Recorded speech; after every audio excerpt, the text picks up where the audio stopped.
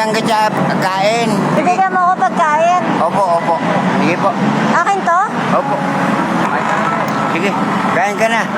Samahan mo muna ako. Hindi na, kasi solo flight ako. Saan ka solo? Solo flight nga eh. Wala, hindi ako pwedeng may kasama. Bakit? Kaibigan lang eh. Hindi na, kumain ka na lang. Ano na ako? Tropa-tropa. Ay, solo flight nga ako. Pwede naman dalawa flight. Kain lang eh. Wala. Ay, kumain ka na. Hindi ka na Bauki. Bakit? Saan ka pa pupunta? Siyempre, may patutunguhan ako. Saan? Doon sa destinasyon. Oh? Korea. Saan? Korea? Oo. Ako Japan. Saan pamilya mo? Gagawa pala ng pamilya. Oh? Oo. Kaya nga, pupunta ako ng Korea. Sa Korea ka ba gagawa? Opo. Oh. Para magkaroon ako ng pamilya. Oo.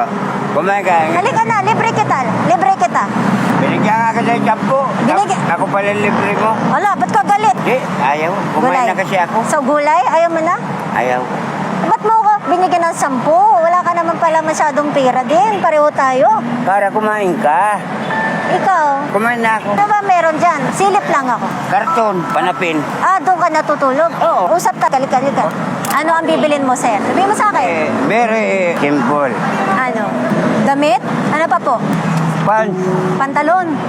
Bibili tayong pantalon. Ano pa po? Baka Halika, mabigla. shopping tayo. Ayaw ko. Bakit? Mabigay ka pera? Oo. Ako may pera ako. Ako may pera din. Binigyan mo ako 10. Oo.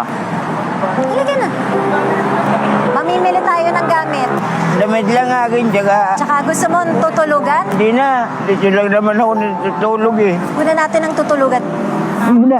Huwag na kasi. Ano lang ha. Pwede ko ba siya kunan ng tutulugan? Depende po kung may kamag-anak siya. May kamag-anak ka ba? Malayo pa po. Anong gusto mo? Sabihin mo sa akin, tulungan kita. Diyan siya nakatambay sa may kalsada na yan.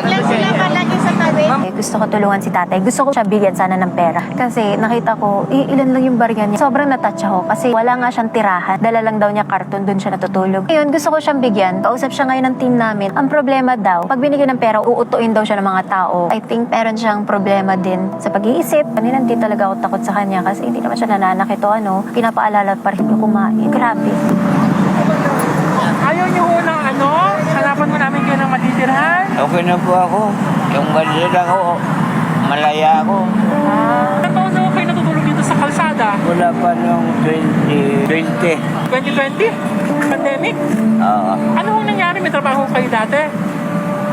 Meron pa ako trabaho eh. Nawala yung gamit ko. Ano ho ba trabaho niyo dati? Maton po. Sa construction? Opo. Natigil ho kayo.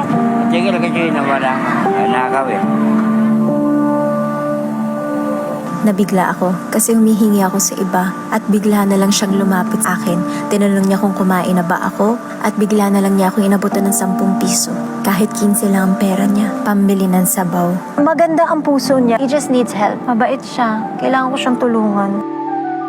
Tagal na siya dyan sa kalsada. Tinanong ko siya, gusto ba niya ng tirahan? Kasi willing tayong tulungan siya. Saka long term Ayaw niya. Ayoko. Kung tutulungan daw natin siya, let's say, bibigyan mo siya ng cash, mabuwi sa inom. Kasi yun daw ang ginagawa. Alam ko na gusto mong tumulong. Siya. Ay mo, maging matino siya. Tinanong natin siya eh. I know he has a good heart. He has a good heart. Gusto ko siyang tulungan. If it means na for the rest of his life, kailangan natin siyang bahayin at bigyan ng pagkain, tulong, lahat, I'm willing.